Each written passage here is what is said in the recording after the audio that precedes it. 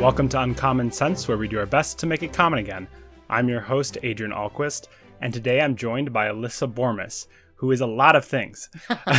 She is a teacher at our flagship Chesterton Academy of the Twin Cities. You teach theology. To 9th and 10th. To 9th and 10th graders. So I'm a colleague of yours. We both teach at that school. You used to work for the Society of Gilbert Keith Chesterton as the, well, you didn't have a particular title, did you? I don't think so. I think Lady in the Basement is what my title was. In the bowels, as you say. In the bowels, yeah. And you are also a writer, because we're going to talk about your book, The Catechism of Hockey, which is a great name, and it's just a great idea for a book, and we're going to get into that. But how are you? Great. Thanks for having me. I'm so glad to be here. It's fun to be in this office here again, too. I know. This is my dad's study. For those watching on YouTube, this is Dale's study.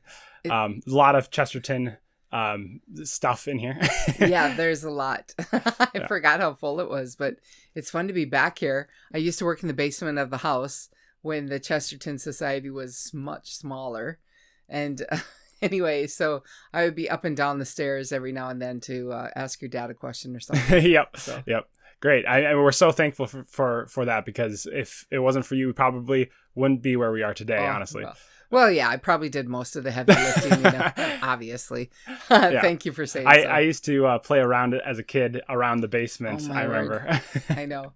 It was so funny because people would ask, as I'm on the phone talking to a customer or something, they would say, "Where do you work?" And I would say, well, we're very pro-life around here. and that Playland is next to my desk. And from time to time, I would hear things, or the people would say, "What's going on there?" And you'd be filming or something downstairs and saying, "Quiet on the set," and or some crazy game is going on behind me, sword fighting, all sorts of things. It was great. And we'd edit videos, which has helped with the podcast. What do you know? You started young. All was for something. Yeah. But yeah. So I want to tell you where to get the Catechism of Hockey off the bat. You can go to Alyssa Bormes. That's BORMES. AlyssaBormes.com/shop, and you can find it there. And then you have a number of other books that you've at least written parts of it, right? Parts of them, yeah. Here, I'm going to pretend I'm Vanna White or whoever holds things up. Okay. So that's the Catechism of Hockey. And I just want to tell you, those are my dad's skates and those are my skates, because he was my first teacher of hockey. I might have been his worst student, just to... Cool. I can't skate. I never could skate. For me to stop skating, I had to run into something or fall. So, yeah, okay. And then this is a new one that just came out. It's Teresa Tomeo's Listening for God, Discovering the Incredible Ways God Speaks to Us. Mm-hmm. And he wrote a chapter in here called 6 Years. And it's just every now and then you think, I don't really think God's in my life. And then all of a sudden things will come together and you think, wow, he's obviously is. Obviously in my life. Yeah. This one, you can see all my little tabs here, but it's called Gaze Upon Jesus, Experience Christ's Childhood Through the Eyes of Women. It's fantastic. And this is, I wrote a essay on the visitation. Gotcha. So there you go. And then here, I'll show you this one. Look at this. I got a whole poster board. They sent me a whole poster board called My Name. It's 365 daily That's great, devotion. And for Catholic women. Catholic women, wow. That's awesome. It was one of the editors. I've written maybe 12 different days in it. There's 70 women that have written it. It's these last two you can get at catholicvineyard.com. And then...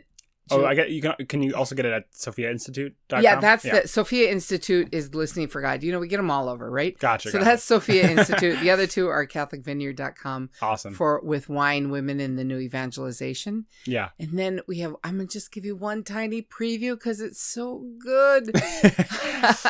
I am working on a book, or it's nearly finished. It's called The Mother of Jesus is Wonderfully Real. And it's a book written actually by Father Paul Murray. He's a Dominican. He's from Ireland, lives in Rome, well known, a friend of the Chesterton Society.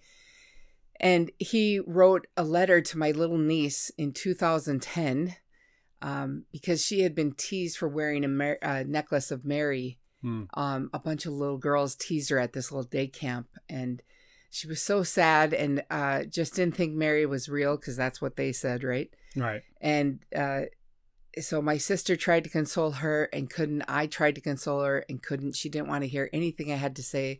So, of course, the best thing to do is pass the buck, right? But I had a book of fathers on the table, and it was about Mary. And I said, do you remember meeting Father? And she did. And I said, well, this is his book about Mary, and he wouldn't write about Mary if Mary weren't real. And he wrote, so let's write him a letter. Okay. So she sent her questions. Is Mary real? How do you know? It felt bad when the girls teased me, things like that. And he wrote the most incredible letter back. And we finally, I begged to have it written as a book, but providentially it took, well, now it's 10 and a half years. But the one thing is we found exactly the right artist.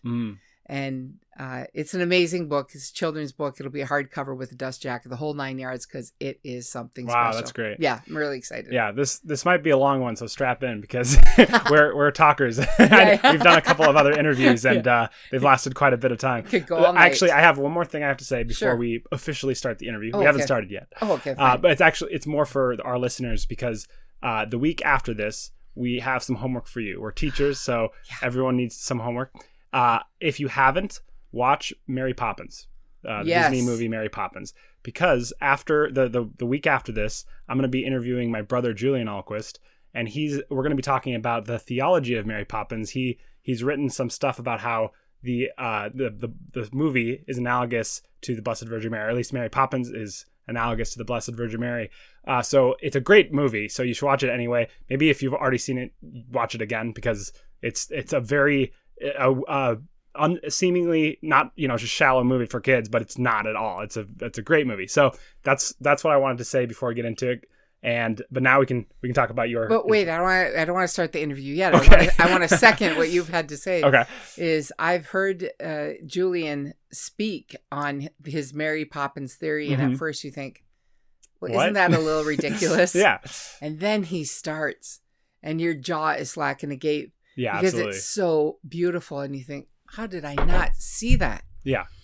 And then I watched the movie right after, and you watch it in a new light, completely new light. It's 1,000 times better. Mm-hmm. So you have to watch next week? Yeah. So watch it between the one you're watching right now and the next one. Homework. I'm going to check. Don't make me use the stern tone with you, okay? we should talk about your experience teaching at Chesterton now that you bring it up. But I mean, what do you like most about teaching theology specifically to the kids at Chesterton? Well, it's I always say I have the best job in the world. I get to spend my days teaching the greatest story ever told, right? I'm a storyteller, so it's perfect. And of course, the most incredible thing is to crack open the scriptures to 9th and 10th graders, and they just come alive. Today, I had someone, all of a sudden I could see her wheels turning like, oh, I know what that thing is, right? And it's just incredible to be with them and to watch their maturity in the faith, and then to see them claim it for themselves. Mm-hmm. Right. Or that they had, every now and then the parents will tell me, you won't believe what my kid comes home and tells me. And they're filling me in essence, the parents taking the class with them. And it's just a blast. Or they'll bring up something and I think, I've never thought of it that way before. That's awesome. Yeah. I know so many times. One of your best lines, I think, when you were doing a promo with us, you said you have a front row seat to watching miracles happen. Every day. Yeah. Every day I have a front row seat to watching miracles. There has been just countless. Mm-hmm. And I think of how I started teaching at Chesterton the first day it was open, which was a wild day. And then that was basically the day the stock market crashed. I think we talked about this when I had Richard Vigilante on. Of course. Yeah. Right. Yeah. That everything went to pieces, but somehow we weathered all the storms, every storm. Absolutely. We keep weathering the storms, and which is very Chestertonian, I think. Yeah. Very Christian. And And so then you see these kids who think, I don't want to be here. I don't want to do this. And then they come alive. One of my favorite ones, a girl was telling me, it was after Mass one day. And she said, Miss Bormes, can I talk to you? And it was that sort of voice that meant right now, privately. I said, okay, come on, let's go find a room. And so off we went into an office. And she said that she had quit believing in Jesus, but her mother had dragged her to adoration the night before. And she was just bored out of her gourd. And she said, all right, fine. If you're real, you need to show me. And then something happened at Mass the next day where this piercing of her heart happened. And I believe it was during the consecration, something happened, right? That she had this moment and she just needed to talk about it. Here come the tears and he is real. He is real, you know, and it's so marvelous. And then I had another favorite miracle was an uncle of a student said that he was watching his young niece at that time, it sort of go down the road of a teenage girl where she becomes aloof or rude or, too cool for school. And he was watching that happen. But then she came to Chesterton and he said, you saved my niece. The school saved his niece because she was the most delightful, most just beautiful in every way, inside and out. And that she didn't go down the road of being that awful teenager that we think the world is full of, but there's so many bright lights. Right. Yeah. That's amazing. That's amazing. It's interesting. I had a small version of that happen, but in my class, we were doing statistics and I'm teaching the kids Excel, which, if you're thinking that we're not doing practical stuff, we are. Right. We are. And there, I'm experienced a small version of that because obviously there's maybe no miracles that are happening, at least on a large scale in my class, but there's still having breakthroughs when we're dealing with math and stuff like that, which is the language of God. I would argue that is the language of God, logic at least. And it's nice to see that on all fronts. Because we teach everything. If God is everything, we want to learn about everything. Right. It's easy to pigeonhole yourself sometimes when speaking about God, but if God is everything, then we should be talking about everything. Don't you agree? Absolutely. Yeah. And everything. Yeah. And we get to teach the best of everything. I don't need to brag, but our curriculum really is very solid. We have learned from history, which is great. That's the key. Yeah. It's bad when you don't learn from history. Yeah, right? exactly. But that's great. Did you want to speak at all anymore on teaching theology? I don't want to move off of that too quickly. I'm just floored every day, and I can't believe that this opportunity came to me. And I a little bit about me is that I just lived a terrible life for a really long time, and had quite a dramatic fall. And finally came back to the church because, I don't know, it was the only place I knew where to fall onto. And I never intended to stay in the church. First of all, I was baptized Catholic and raised Catholic, but it was in this funny time. My parents were very faithful, but it was in a funny time where some of the teaching that we received at school was faithful and some was sort of, and do what you want. And so we did what we wanted. And I really chose a bad path. And so when I came back to church, it was just a place to rest. That I just knew that my parents had given me the faith and this was the last thing I had left. And I might as well just wander in. But I never intended to stay. And one thing I know Chesterton talks about is that it forgave sins. That the church forgives sins, and it's a great reason to come. That is certainly one of them. And a great confession was part of coming home. Adoration was part of coming home. Yeah. And now digging into books. I love being in this room with all these books because books are really a part of what saved me. And I would be at adoration and they had just maybe one bookshelf there full of books. And I would think, well, I know enough not to bring a novel to read or a radio to listen to or something. And so I would read what they had available. And I just had this huge introduction. And just today I was teaching about the woman at the well, and I feel very close to her. But one of the things is Jesus talks about this living water that will be welling up in you. And that's exactly what happened. And when I came home, he gave me this living water and it was welling up in me. Well, it's overflowing. That's the whole thing, is that you can't help but to go and preach, right? Yeah. And so this unbelievable opportunity came to me. I've always been a storyteller, but I didn't think this was the story I was going to tell. And here I am telling the story to the kids, or discovering it with them in a sense, even though I have a sense of it, obviously, but I still discover all sorts of new things with them. And I'm so humbled that it's come to me. Yeah, it really leaves me speechless that I did nothing in my life to deserve being able to teach this. Mm-hmm. And God, who's crazy. He's crazy with his forgiveness. He's crazy with his healing. And he says, yeah, come on home. And you're not just going to sit on the bench. It's just, all right, we'll put you on the team, whatever. No, you're not just on the bench. Get in the game and open your mouth. And now do this thing. You're totally not qualified. Get in there and do it.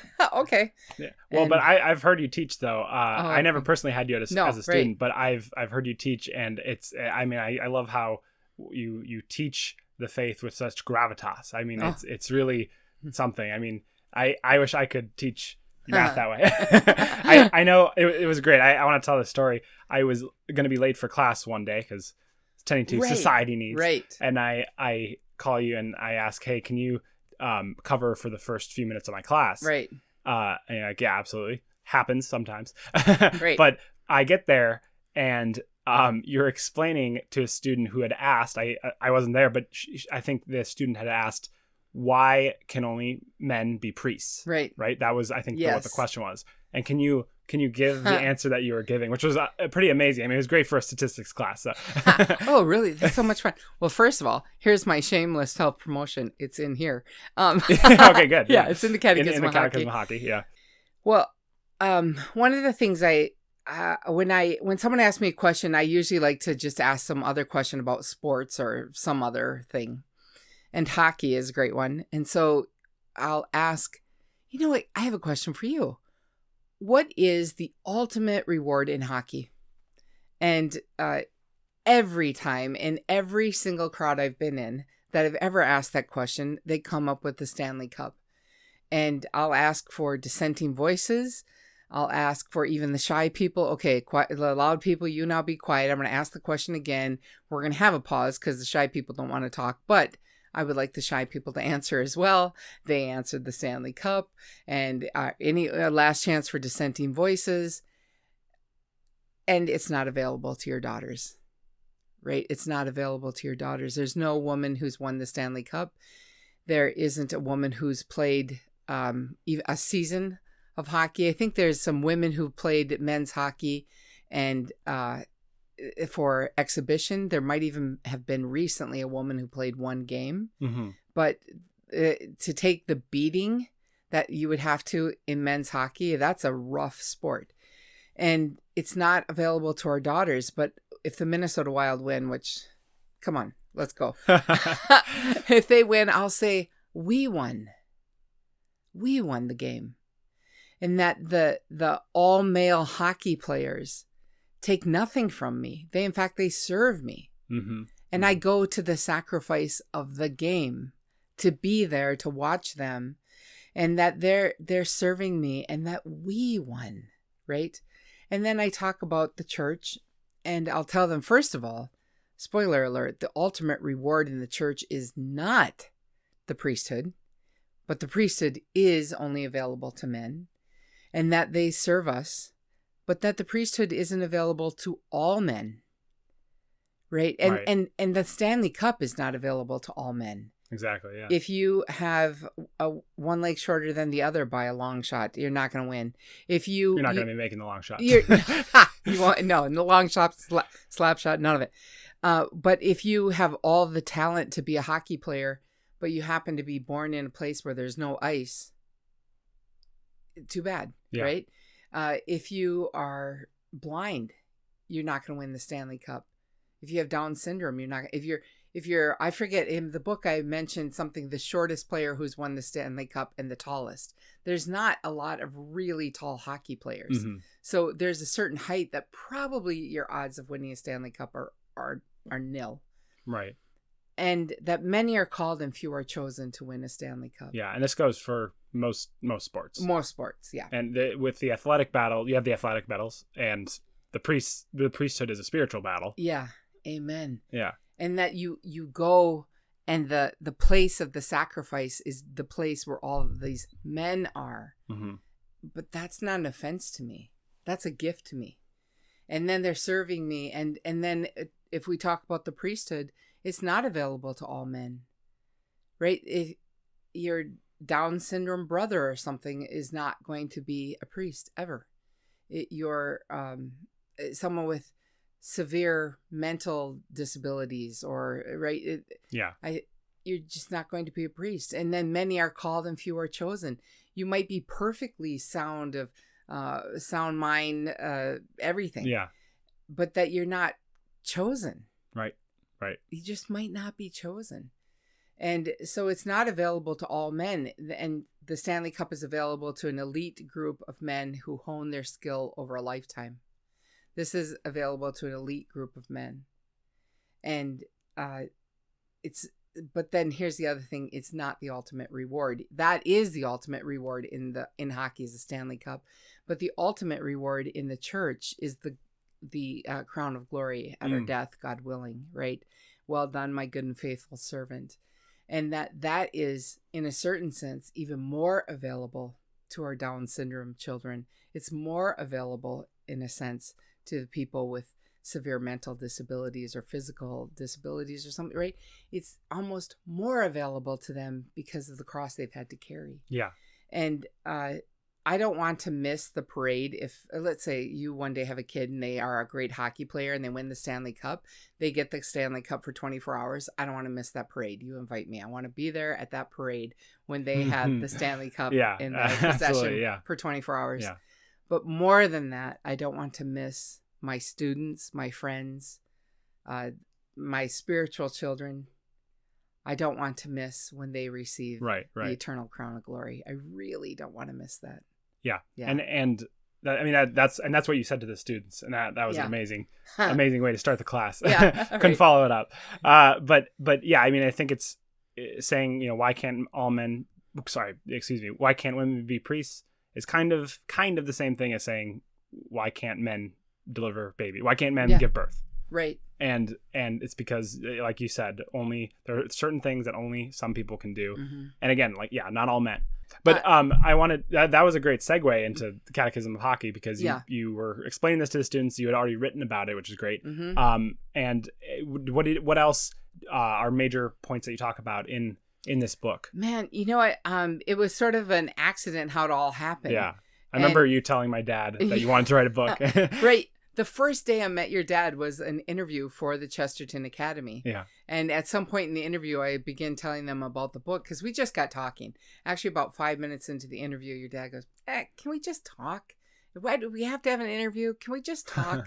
and so eventually it came around to this crazy idea. I had the Catechism of Hockey.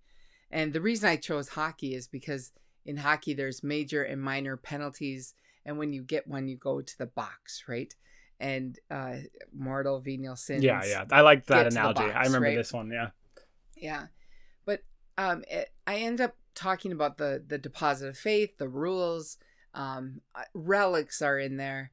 I by accident have 6 of 7 sacraments in there. I really never intended to do that, but all of a sudden I had 6 of the 7. I don't think I realized it till after it was written. Otherwise, I would have thrown in the last one. Yeah. I'm missing anointing of the sick.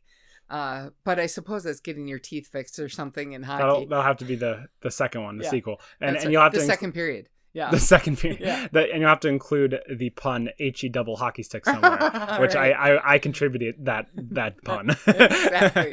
But yeah. It's and so is this using the vernacular of sports, because I use a lot of different sports. There's football, basketball, soccer, baseball. I can't remember what else I threw in there. And Elvis, he's in there.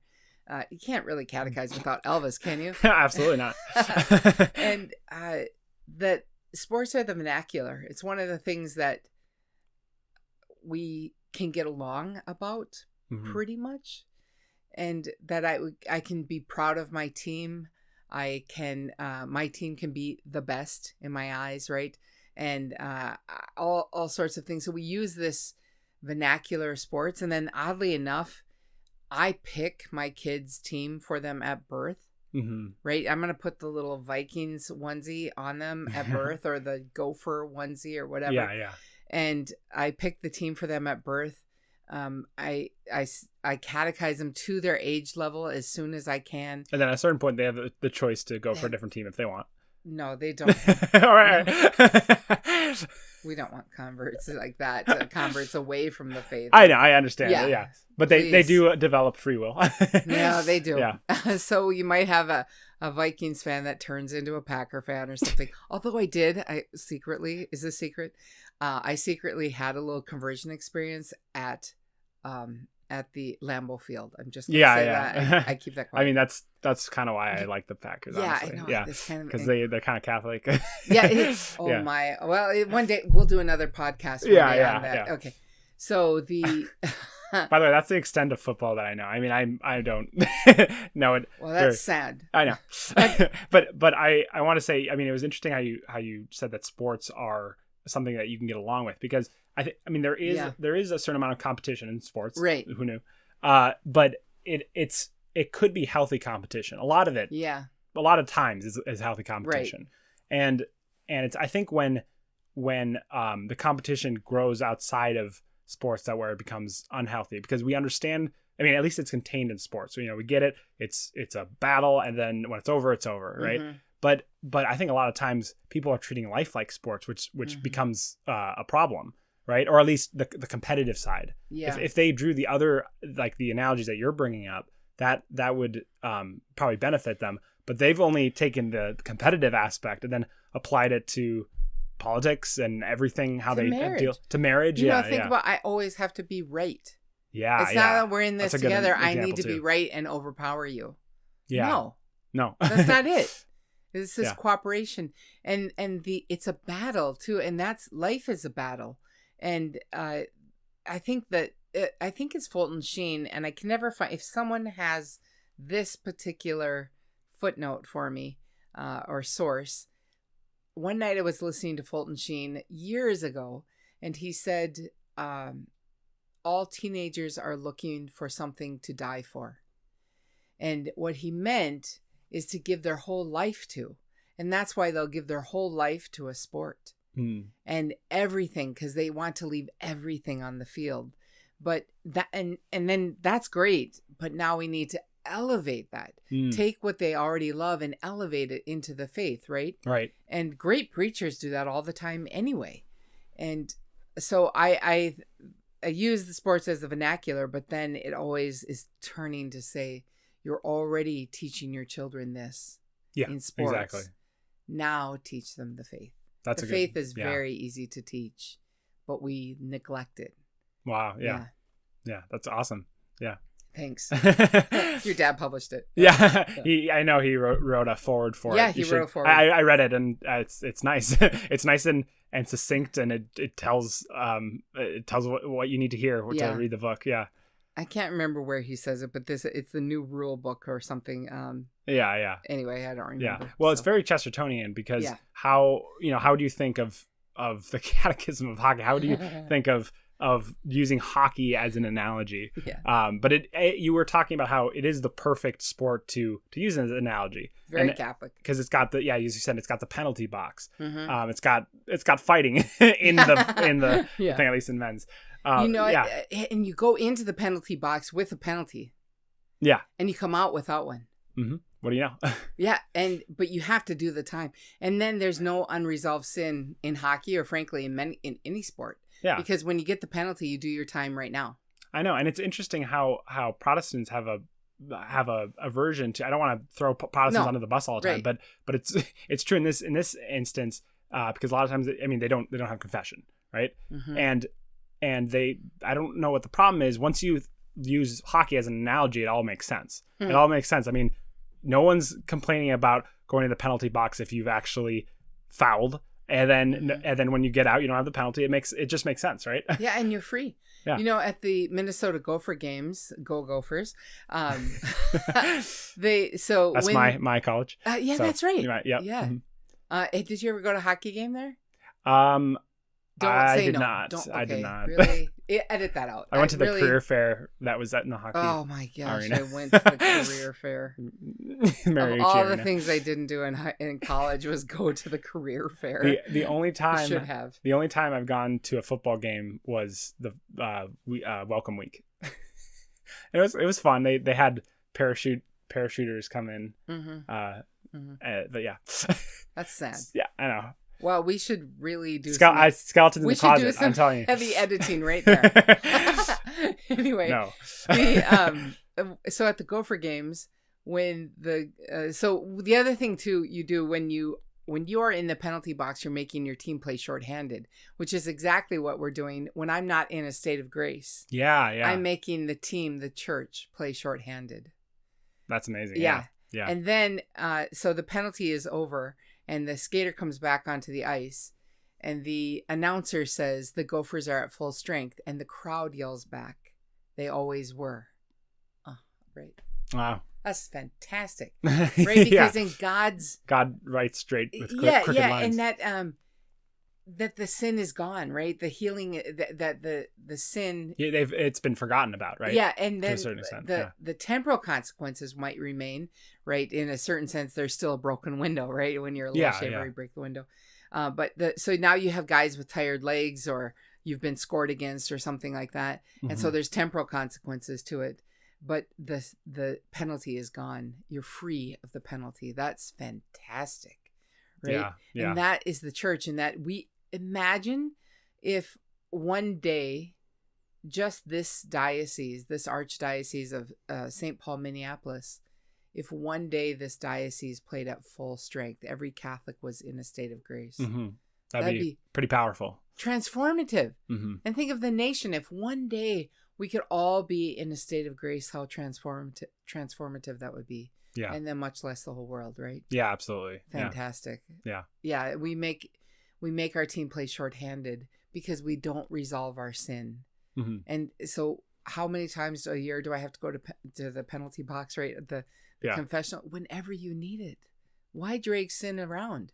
Ridiculous to drag sin around. Yeah, get in the box. Get your time done. Yeah. Yeah. That's good. So you had mentioned you got 6 of the 7 sacraments in. Yeah. So how do they line out? Can you? I don't remember the order exactly, but that's okay. So let's see. Let's start with. Oh my goodness! Now I don't even remember baptism. That's okay. I shouldn't have put you on the spot. I talk about baptism, and that at baptism we hope for the best life for our children, and that. I forget exactly how I brought that into hockey, but I did. I sure did do it. Don't have any idea right now. Isn't that funny? You know, I know. What's crazy is your book takes on its own life. I always thought when writers would forget what they've written, like that's impossible. That's false humility. I have no idea. I wrote a couple plays that I really don't remember. Right. Yeah. And one of the fun ones is confirmation. Because I had written the book, I'd given it to your dad, and he comes down the stairs and he says, "I love your book, but it's not finished." I'm like, you're kidding me. My dad's a harsh editor. Your mother's a harsh editor too. Holy moly! And so he said, "It's not finished. What else does there need to be?" And he said, "You have to go interview my brother Cal and his daughter Sarah." Oh yeah, so your cousin, my cousin. Right? Yep. And who got a free ride to Princeton for our hockey. Yeah. So Sarah wanted to be a skater, and that was before they had girls hockey. And they had something called ringette or something. I don't remember what the name of it was, but she wanted to be a goalie. And her dad, Cal, your uncle, did not want her to be a goalie. And he didn't think girls should skate and not hockey. And so one time there was just down the street from you at the Bloomington Ice Arena. No, they call it the Bloomington Ice Garden. Yep. Yeah. Which is the place where the Miracle, the 1980 Miracle team of the U.S. hockey. Yeah, you need to watch that movie also. You don't have to watch it the next week, but you can if you want. Yeah, you should watch it. Isn't it? I think it's also a Disney movie. It's fantastic. Yeah. She married someone who that person, his dad played in the Olympics team, the original team. Yeah. And he played his dad acted as his dad in the movie The Miracle. Cool. Well, the first practice they ever had was down the street at the Bloomington Ice Garden, and your uncle Cal took his daughter Sarah to the Bloomington Ice Garden because they had a sale on ice time. Ice time costs money. Yeah. And they had a sale on ice time, and so he got an hour of ice time, and he's going to put her in the net, in the equipment, and to be a goalie, and he is going to take shots at her. And at first, he's just kind of giving her lazy little shots, and she's blocking everything. So he picks up the pace a little harder, and skating and moving the shots, and she's blocking everything. So he starts pummeling her with slap shots and whatever he has. He's giving her everything for an hour. She blocked it all. And he was certain he had cured her of her desire to be a goalie. And so he came out and said, "So now what do you think about wanting to be a goalie?" And she said, "I love it." Oh, no. Oh, no. It had exactly the opposite effect. But that she was confirmed in her choice to be a goalie. Yeah. And she'd take every shot. And I think that's what happens with our kids is confirmation is what grandma wants or what your parents want. And sometimes they're really not confirmed in being confirmed. Yeah. And that you have to get in the game. Yep. No sitting on the bench. Yeah. Get in the game. Lace up. That's a good point. I think this is a good message for people waiting around for their vocation this is my pet peeve, honestly. I think a lot of times the concept of vocations can really be a toll on some people because they literally wait around until there's something and they don't act. But God gave you the ability to act, and he will act through you if you have good intention. Right. And I mean good and are acting right. Right. The road to hell is paved with good intentions. Yeah. But seriously, some people have just wasted years not acting like you're saying. But I agree. Get off the bench and do it. I mean, yeah. That's all I have to say about that. One of my favorites, I think it might be my very favorite verse, is John 4:4, and nobody else picks this verse. Okay. And it's this simple. He had to walk through Samaria. Wow, that's deep and meaningful. But you know what it means is that Christ had to walk through this unfriendly territory. Yeah. And that he does it. This dangerous place. He had to walk through Samaria. And that we have to walk through Samaria, but he'll be right by us. He's never asking us to do more than what he would be willing to do. Yeah. And he'll be right here. He's going to walk you right into fear. Now go. Yeah, exactly. And if you're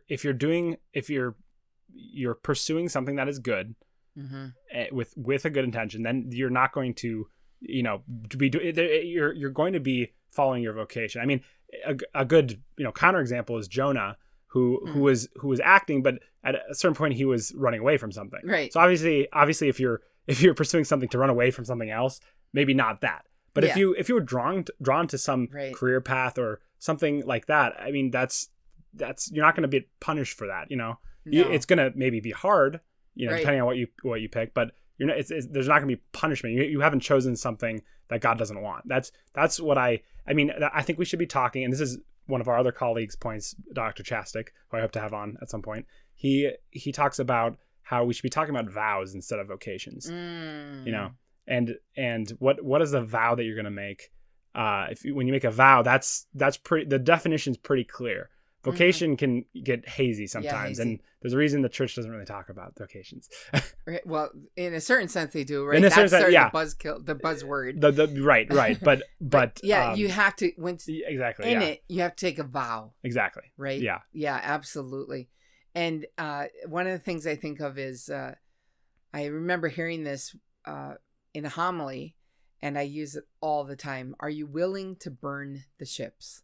Right. That Cortez, when he comes to the New World, he burns the ships. Why? To say to his sailors, you're not going back. And that's the vow too.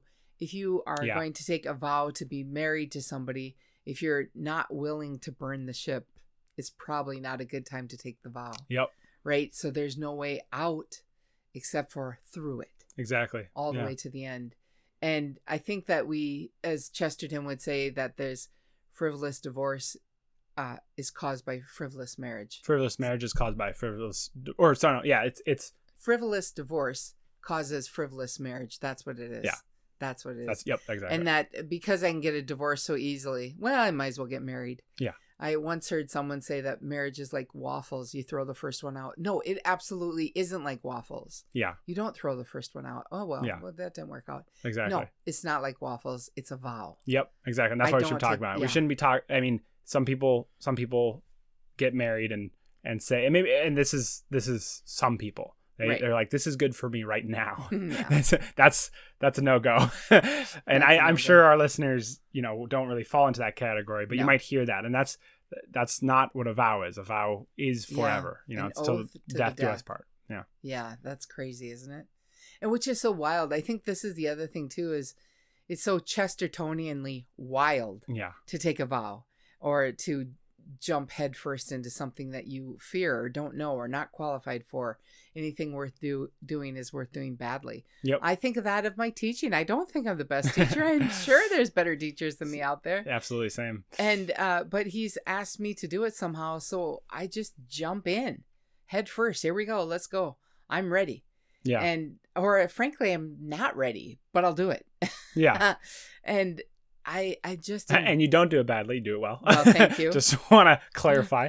But yeah. And I just think of how wild the ride is when you finally say yes to Christ, when you just open wide the doors to Christ. That is our guy JP2, right? Be not afraid. Open wide the doors to Christ. Mm-hmm. And it's so good to let him have the reign in your life. Right. And I think I have no idea what's going to happen next, but I bet it'll be fun. And it'll probably make my stomach turn a little bit too. It's white knuckles. You might barf, but it's good. Yeah. And that's actually, here's another example. I think I can make analogous to hockey. The hockey's fun. But it hurts sometimes. But it's still fun. It's still fun even if it hurts. You know, just when you said that, it reminds me of. So I talk about the mass in here, and I had this woman come up to me who was a hockey mom. She heard me talking about this, and she said, "Alyssa, the difference between hockey and the mass is hockey is fun." And I thought, wow. Oh my gosh, I wonder how the church is ever going to come back from that. I said, dang, hard blow, I guess. Yeah. And I said, not if you don't know what's going on. Then it's just a hard bench in a cold place. Ooh. Yeah. Ooh, thing. That was good. If you don't know what's happening in hockey, it's a hard bench in a cold place. And that's what the mass is if you don't know what's going on. If the mass really just feels like some obligation for the kids, you probably don't know what's going on. You probably need to figure out what's going on. Yeah. It's time to dig into your catechism. And you... She's holding up the Catechism of Hockey if you're not watching. And then, it's time to dig in. And that once you understand what's happening, even just bits and pieces, because it always gets deeper. Once you start to understand a few bits and pieces, you think, this is incredible. And it's just wildly fun. And think about it, being at a hockey game. I think of grandma being at a hockey game and everybody stands up and cheers and she's sitting down. And then as soon as she stands up, they sit down. And then there's groans and leaning and come on. Right? There's certain cheers and and then there's guys in funny outfits moving their arms around that's supposed to mean something, right? And then the puck, she can't see it because that thing is too small, and why did they make it black? They ought to paint it a different color, right? And and then she hears the buzzer go off, and she's like, oh, good, it's time to go home. I'm here. She was there as an obligation for her grandkids, and now she can go home. And her son is sitting in the stands with her. He says, yeah, Mom, that was just the first period. Right? It's just a hard bench in a cold place. Yeah. But if she's catechized, then she can anticipate where the puck is going to move. She understands the movements of the guys in the crazy outfits moving their arms around. It does actually mean something. And she knows when to stand and sit and to groan and to lean forward and to pull your hair out or whatever it is. And then once she's catechized in hockey, you don't think about the hard bench. Right. You don't worry about that. It's a cold place. Right. You're exactly where you want to be at the sacrifice of the game. Yeah, I'll have to remember that. I obviously a lot of times hear that criticism of the Mass, and that it's always the obligation. Yeah. That it should be a heavenly oblation, not a heavy obligation. That's good. Yeah, and that the people will say, well, it's always the same. Well, so is football. If you don't know what's going on, football is always the same. For me, it's baseball. Always the same. I love baseball. And hockey, always the same. No, if you are catechized in that sport, then you know what's I don't understand soccer, really. So that kind of is always the same to me because I don't understand it well enough. By the way, if you're watching this, long time from now, maybe video games might be a better analogy. I'm just predicting the trends. Ms. Pac-Man. But anyway, yes. I was terrible at I was terrible at Pac-Man, Ms. Pac-Man, Space Invaders, whatever. I wasn't bad in Frogger, but I wasn't actually good. And Pong, that was our. I might have to write the Catechism of video games, but that's pretty funny. There's probably tons of lessons there, right? Oh yeah. Yeah. And that you'll give your whole life for it. People give their whole life. Yeah. That's a little bit scary, but it is. It's also scary if you give your whole life to sports. Right. That's why you got to go just give your whole life to God. Exactly. Yeah. That's the whole thing. Right. And the wild ride. Yeah. Well, that's all I have. This is a great conversation. What fun. Yeah. Thank you so much. Yeah, no, absolutely. Thank you for coming on. Anytime. Yeah. So Catechism of Hockey. You can go to alyssabormes.com/shop. And then we've got the other books. Listening we'll have for God, to come Sophia on. Press. And then the CatholicVineyard.com is the Gaze Upon Jesus Called by Name. And then just wait. It's coming out at the end of March 2021 or April. So a month from now ish, something like that. And it's, I have to think of the name all the time. The Mother of Jesus is Wonderfully Real. You'll be blown away. Great. Best thing. Yeah. Thank you so much. Thank you. And thank you for listening. Until next time, help us to make uncommon sense more common.